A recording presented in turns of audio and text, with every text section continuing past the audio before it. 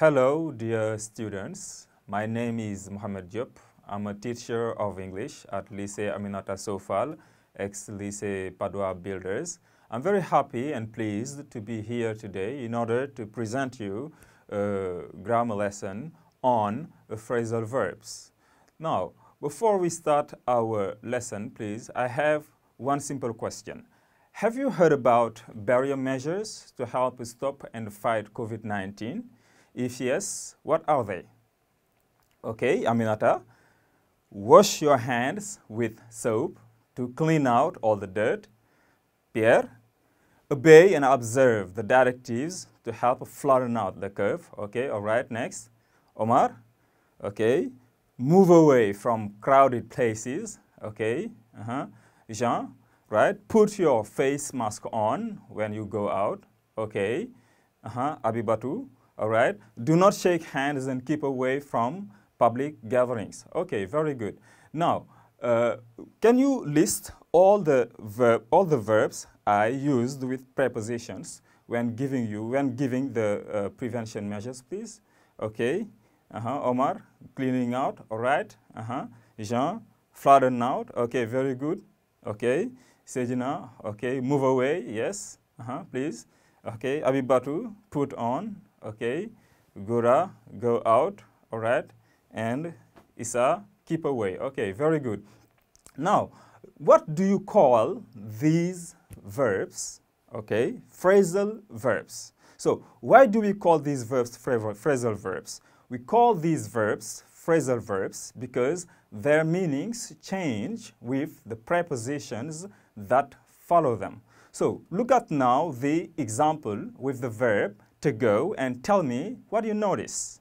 Okay, Abdu will not go to Fatik because of the lockdown. So here the verb go is used separately from the preposition to. They have nothing to do together. And go here is a simple verb which keeps its basic meaning, its literal meaning. So here go is a simple verb. But now let us look the other examples in which the meaning of go will change. Example number 1, she wanted to go into my room. Number 2, they went out of the office at 2 p.m. Number 3, it is difficult to put up with racism.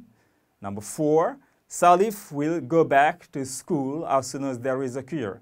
So in each sentence, the meaning of the verb to go is changed by the preposition that follows.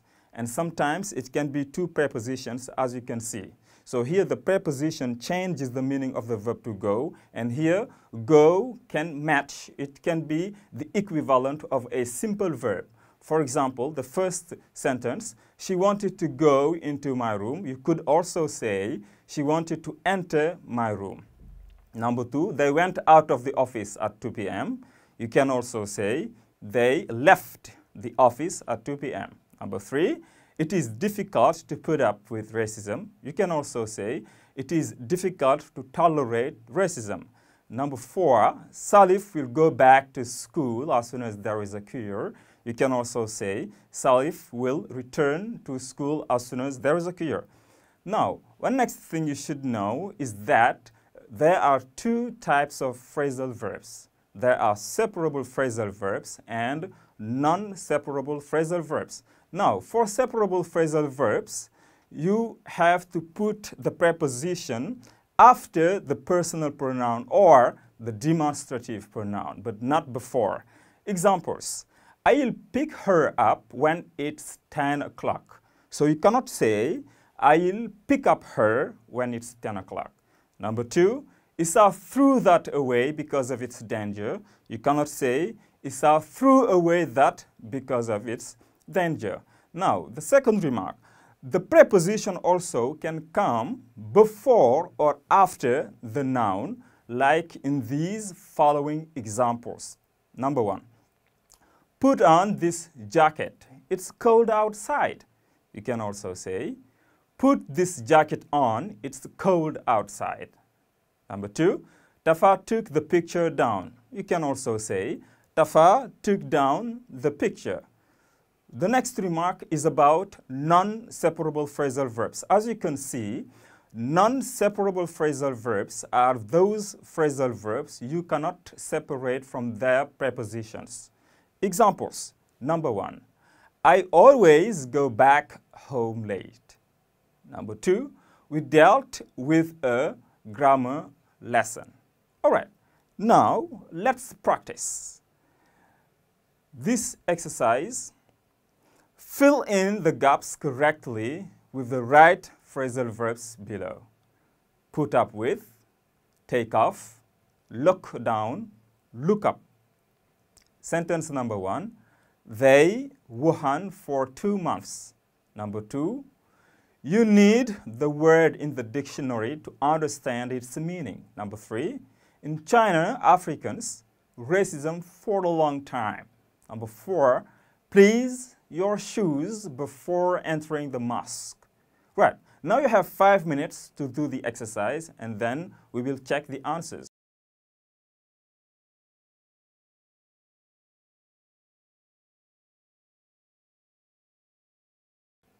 All right, now let's check the answers. Number 1, they locked down Wuhan for 2 months. Number 2, you need to look up the word in the dictionary to understand its meaning. Number 3, in China, Africans put up with, or in China, Africans have been putting up with racism for a long time. Number 4, please take your shoes off before entering the mosque. So you can see that in the first sentence we have locked down, which is in the simple past. In the second sentence, we have to look up. It is an infinitive. In the third sentence, we can have 2 options, 2 tenses. You can either choose the present perfect or the present perfect continuous. And in the last sentence, we have the imperative form. I hope you enjoyed the lesson. Please do not forget to stay home and respect the barrier measures taken by the Ministry of Health and Social Action. I say goodbye.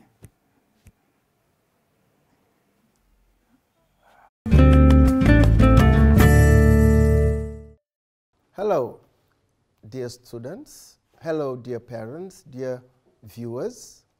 We are here again to present to you, after the lesson given by a teacher on phrasal verbs, a debrief with my colleagues who have come for the first time.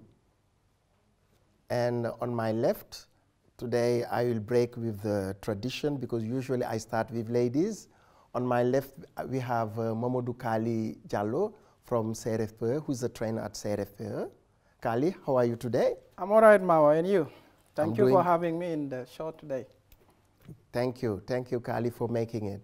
And on my right, it's not because I want to start with men, but I want to introduce you a brilliant lady who is a Fulbright teacher and a trainer at CRFPE Dakar, Yai Bintou Mbaye. So Yai Bintou, how are you today? I'm fine, Mawa. Thank you very much. Thanks for having me. Thank you. Thank you so much. So we had a lesson given by a teacher on phrasal verbs because we need to explain this again. This is in the framework of the program Apprendre à la Maison. And it is a program which is sponsored by the Ministry of Education with its a technical body called DRTS. So in that same framework, we want now students to learn from home. That's why we have these guests after the presentation given by the teacher on phrasal verbs. Maybe I will start this time with Mintu. What's your impression about that lesson?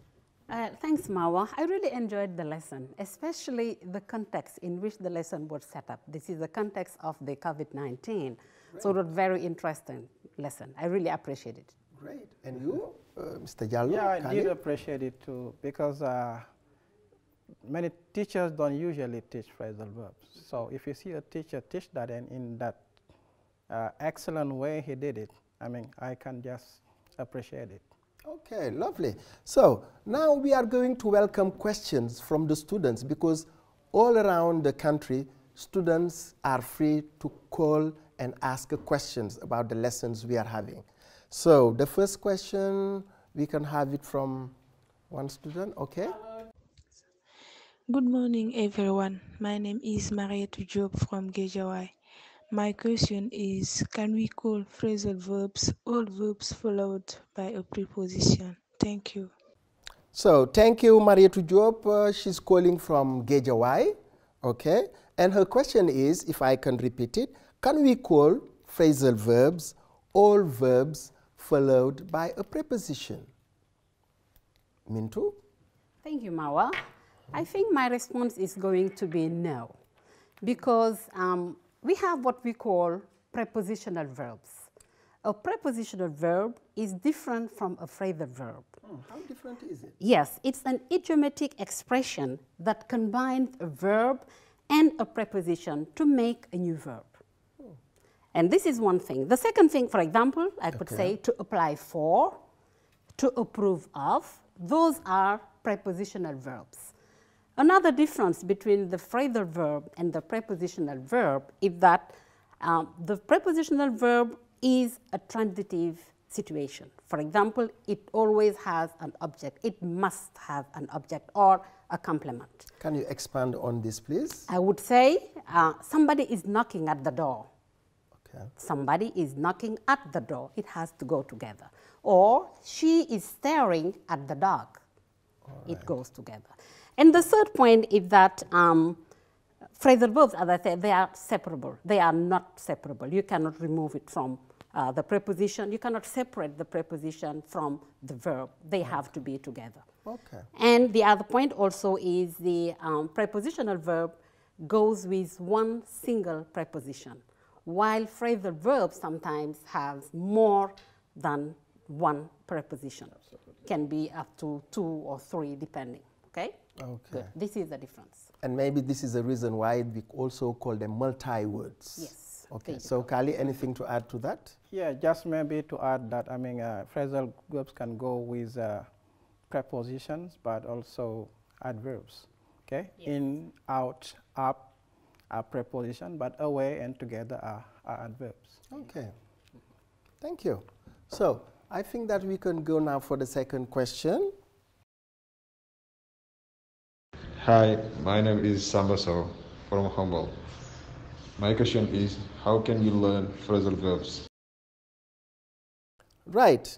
Thank you, Sambas. So, calling from Humble, I think it's in the chest region. And the question is, how can we learn phrasal verb? This time, maybe I could ask Mr. Jallo to thank you, Mawa. I mean, that's a very good question. Okay, because let's say what? Let's say that phrasal verbs are very complex, okay, and difficult to learn for non-native speakers. That's why when you learn them, you need to take into account the context. It's very important. So let me give you the verb to work out in 3 different contexts where it has 3 different meanings, just to tell you that it is important to use the context. First example, their marriage did not work out. What does it mean here? Here it means that their marriage did not work or was not successful. Second, I'm sure you will work out your differences with your partner. In here, work out means here to resolve. For example, she works out at the gym every Saturday. So here, what do we mean by workout? Here we mean to train or what else? To exercise. To exercise physically. Exactly. So you see, then we have workout that means was not successful, resolve, and also to exercise physically or train. You can even add the verb to take up. You can take up somebody's invitation, which means you accept. You can also take up a challenge. You're ready to face it. So just to tell you that the context is very important. You need to use the context then to understand what the phrasal verb means here.